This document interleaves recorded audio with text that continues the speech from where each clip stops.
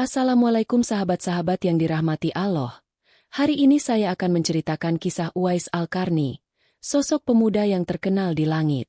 Namun sebelumnya saya sarankan untuk menuliskan sholawat Nabi Muhammad agar kelak sholawat ini menjadi saksi untuk mendapat syafaat di akhirat. Like dan subscribe ke channel ini sangat membantu menyebarkan dakwah Islam dan menjadi amal jariah. Di sebuah desa kecil di Yaman, hiduplah seorang pemuda bernama Uwais. Ia tumbuh dalam kesederhanaan, tinggal bersama ibunya yang sudah tua dan lumpuh. Ayahnya telah lama tiada, meninggalkan Uwais sebagai satu-satunya harapan bagi sang ibu. Setiap hari, Uwais bekerja sebagai penggembala unta milik orang lain. Upahnya tidak banyak, tetapi cukup untuk membeli makanan bagi dirinya dan ibunya. Meskipun hidup dalam keterbatasan, hatinya penuh ketenangan. Ia tidak pernah mengeluh. Tidak pernah merasa iri pada kehidupan orang lain. Yang paling menonjol dari Uwais bukanlah kekuatannya, bukan pula kekayaannya, melainkan baktinya kepada sang ibu. Setiap pagi, ia membantu ibunya duduk, menyuapi makanan, memandikan, dan menemaninya berbincang. Ia mendengarkan setiap cerita dan keinginan ibunya dengan penuh kesabaran. Suatu hari, di tengah sunyinya malam, ibunya berkata dengan suara lirih, "Anakku, aku ingin menunaikan haji. Aku ingin melihat Ka'bah sebelum aku meninggalkan dunia ini." Uwais terdiam. Keinginan ibunya begitu mulia. Tetapi bagaimana mungkin ia bisa memenuhi permintaan itu? Ia tidak punya harta, tidak punya unta untuk perjalanan jauh. Bahkan sekadar perbekalan pun nyaris tidak ada. Namun, ia tidak mungkin menolak keinginan ibunya. Sepanjang malam, Uwais duduk di depan rumahnya, menatap langit yang dipenuhi bintang. Ia berpikir keras, mencari cara agar bisa membawa ibunya ke Makkah. Tak ada pilihan lain. Ia harus menemukan jalan, berapapun harga yang harus dibayar.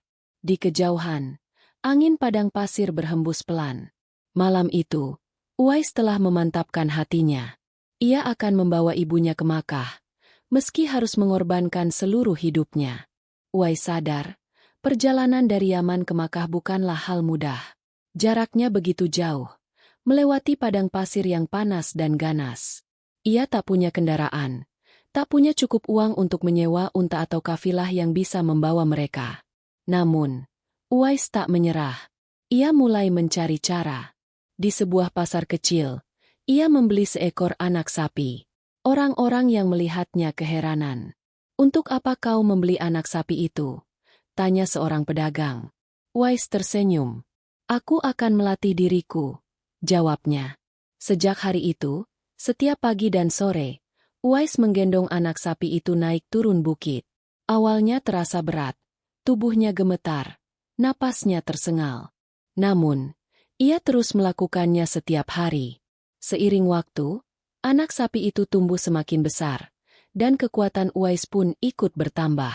Orang-orang mulai menertawakannya. "Uwais telah gila," kata mereka. "Apa gunanya menggendong sapi naik turun bukit?" Namun, Uwais tak peduli. Ia terus berlatih, karena ia tahu, saatnya akan tiba ketika ia harus menggendong ibunya dalam perjalanan panjang ke Makkah. Bulan demi bulan berlalu. Ketika tubuhnya telah cukup kuat, ia pun bersiap. Dengan sehelai kain sederhana dan sedikit bekal, Uwais mendekati ibunya. "Ibu, kita akan berangkat ke Makkah," katanya lembut. Sang ibu menatapnya. Ragu. "Tapi bagaimana caranya, anakku?" Uwais berlutut, membiarkan ibunya naik ke punggungnya. "Dengan cara ini, Bu," bisiknya. Dengan hati yang teguh, ia mulai melangkah. Langkah pertama terasa ringan, namun ia tahu, perjalanan ini akan penuh ujian. Matahari menyengat, pasir panas membakar kaki, tubuhnya dibebani berat, tetapi Uwais terus berjalan. Siang dan malam, ia melintasi gurun, melawan kelelahan, menahan dahaga. Setiap kali ibunya kelelahan, ia berhenti, memberi minum, dan memastikan sang ibu tetap nyaman. Di bawah langit luas, dengan angin yang berhembus kencang, Uwais terus melangkah. Hanya ada satu tujuan di hatinya, membawa ibunya ke rumah Allah. Hari demi hari berlalu, Dan perjalanan panjang itu semakin mendekati tujuannya. Tubuh Uwais terasa lelah, otot-ototnya menegang, tetapi ia tak berhenti. Setiap langkahnya adalah bukti dari cintanya kepada sang ibu. Di tengah padang pasir yang luas, ibunya berkata dengan suara lirih, "Anakku, istirahatlah sejenak. Aku takut kau jatuh sakit." Uwais hanya tersenyum. "Selama ibu masih di punggungku, aku tidak akan lelah." Akhirnya, setelah perjalanan yang begitu panjang dan penuh pengorbanan, mereka tiba di Makkah. Mata Uwais berkaca-kaca melihat Ka'bah berdiri megah di hadapannya. Hatinya bergetar. Ia telah berhasil membawa ibunya ke tempat yang diidam-idamkan. Dengan penuh kebahagiaan, Uwais membantu ibunya menjalankan ibadah haji. Setiap langkah ibunya di Tanah Suci adalah kebahagiaan bagi Uwais. Setiap doa yang dipanjatkan ibunya adalah harapan bagi dirinya. Setelah semua ibadah selesai, sang ibu menatapnya penuh kasih. "Anakku, aku sangat bahagia. Aku ingin Allah meridhoimu sebagaimana kau telah meridhoiku." Uwais terdiam. Ia tidak menginginkan apapun selain doa dari ibunya. Sepulang dari Makkah, perjalanan pulang terasa lebih ringan. Namun, kebahagiaan itu tak berlangsung lama. Setibanya di Yaman, sang ibu jatuh sakit. Uwais merawatnya siang dan malam. Ia duduk di sampingnya, membisikkan kalimat-kalimat yang menenangkan. Namun, ia tahu, waktu ibunya di dunia ini tidak akan lama lagi. Suatu malam, dalam keadaan lemah, ibunya memandangnya dengan penuh cinta. "Uwais, aku bangga padamu," katanya pelan. "Doakan aku, anakku." Dengan air mata yang mengalir, Uwais menggenggam tangan ibunya. "Ibu, semoga Allah merahmatimu dan menempatkanmu di tempat yang mulia." Saat fajar menyingsing, ibunya menghembuskan napas terakhir. Dunia Uwais terasa sepi. Rumahnya kehilangan cahaya. Hatinya terasa kosong. Namun, di tengah kesedihannya, ia tetap bersabar. Ia tahu, ibunya telah pergi dengan ridho Allah. Sejak hari itu, Uwais semakin menutup diri dari dunia. Ia tidak lagi memiliki siapapun. Tidak ada yang ia kejar selain keridhoan Allah. Namun, di tempat yang jauh, di kota Madinah, namanya mulai disebut-sebut. Tanpa ia sadari, langit telah lebih dulu mengenalnya. Di Madinah, Rasulullah duduk bersama para sahabatnya. Dalam satu kesempatan, beliau bersabda, "Akan datang kepadamu seorang laki-laki dari Yaman. Ia berasal dari Murad, dari kabilah Karni.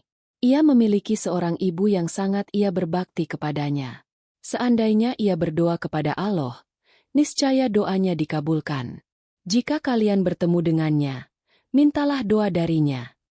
Para sahabat saling berpandangan. Siapakah lelaki yang dimuliakan Rasulullah?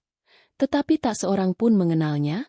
Sejak saat itu, Umar bin Khattab dan Ali bin Abi Thalib selalu bertanya kepada setiap rombongan yang datang dari Yaman, "Apakah di antara kalian ada seseorang bernama Uwais Al-Qarni?" Namun, tak ada yang mengenalnya. Sementara itu, Uwais menjalani hari-harinya dalam kesunyian. Setelah ibunya tiada, ia memilih hidup sederhana. Ia menghindari perhatian manusia, tidak mencari pujian, dan hanya beribadah kepada Allah. Orang-orang hanya mengenalnya sebagai seorang pemuda miskin yang berpakaian lusuh. Namun, tak ada yang tahu, doanya mengguncang langit. Suatu hari, Uwais memutuskan untuk pergi ke Madinah. Hatinya rindu ingin melihat makam Rasulullah, meski ia tak pernah sempat bertemu beliau semasa hidupnya. Setibanya di Madinah, ia berjalan tanpa menarik perhatian siapapun. Hingga akhirnya, Umar dan Ali mendengar ada seorang lelaki sederhana dari Yaman yang datang ke kota itu. Mereka segera menemui Uwais. "Apakah kau Uwais Al-Qarni?" tanya Umar. Uwais menundukkan kepala, terkejut dengan pertanyaan itu. "Ya, aku hanyalah seorang hamba Allah yang lemah." Ali menatapnya penuh haru. "Rasulullah pernah menyebut namamu. Beliau berkata bahwa doamu mustajab. Kami ingin kau berdoa untuk kami." Mata Uwais membulat. Ia tak percaya bahwa namanya telah dikenal oleh Rasulullah. Padahal ia hanyalah seorang pemuda miskin yang tidak dikenal manusia. Namun, ternyata langit mengenalnya lebih dulu. Dengan suara bergetar, Uwais mengangkat tangannya, memanjatkan doa untuk Umar dan Ali. Udara terasa begitu khusyuk, seolah-olah para malaikat turut mengaminkan doa itu. Setelah itu, Umar menawarkan untuk memberinya tempat di Madinah, tetapi Uwais menolak. Ia lebih memilih kembali ke kesederhanaan, menghindari perhatian dunia. Namun, sejak saat itu, namanya tidak lagi hanya dikenal di bumi, tetapi juga di langit. Setelah pertemuannya dengan Umar dan Ali, Uwais segera meninggalkan Madinah. Ia tidak ingin dikenal, tidak ingin dielu-elukan manusia. Hatinya hanya menginginkan ketenangan dalam ibadah. Ia kembali ke kehidupan yang sederhana. Tidak ada rumah mewah, tidak ada harta berlimpah. Ia bekerja sebagai buruh kasar, cukup untuk makan sehari-hari.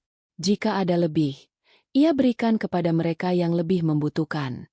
Orang-orang di sekitarnya tidak tahu bahwa lelaki berpakaian lusuh itu adalah seseorang yang doanya mengguncang langit.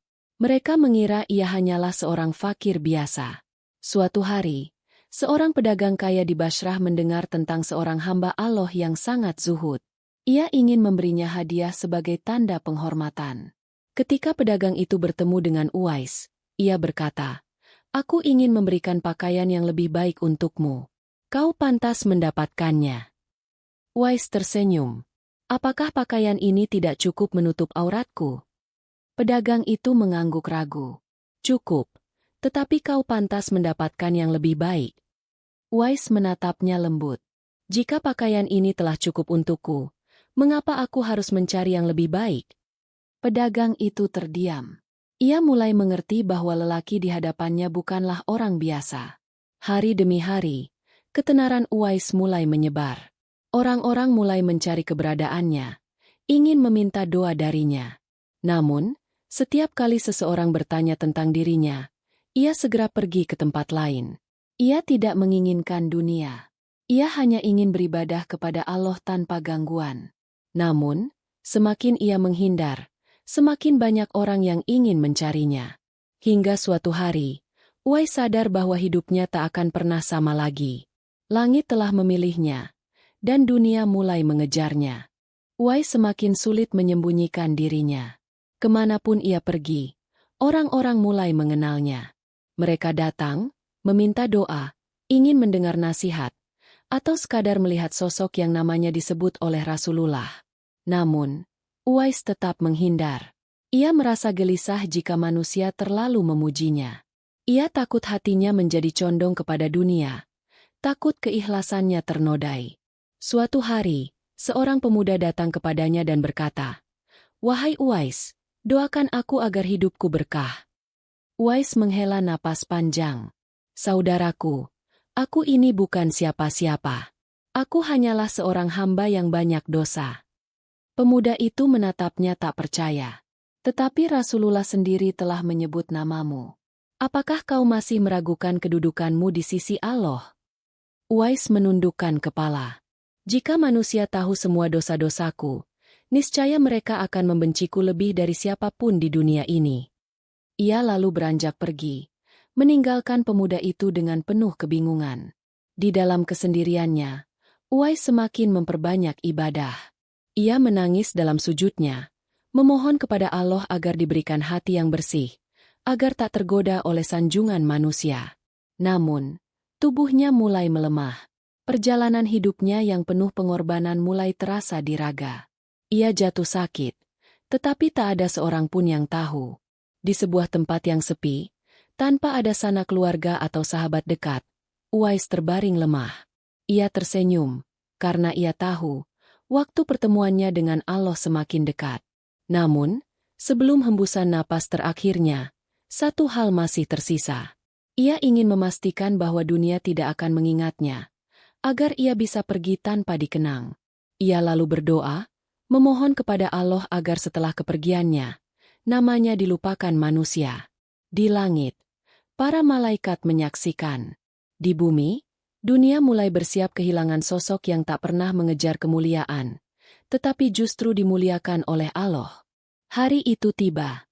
Dalam kesunyian yang ia cintai, Uwais Al-Qarni menghembuskan napas terakhirnya. Tak ada kemegahan, tak ada keramaian. Ia pergi sebagaimana ia hidup, dalam kesederhanaan dan keikhlasan. Orang-orang baru menyadari kepergiannya beberapa waktu kemudian. Namun, tidak ada yang tahu di mana tepatnya ia dimakamkan.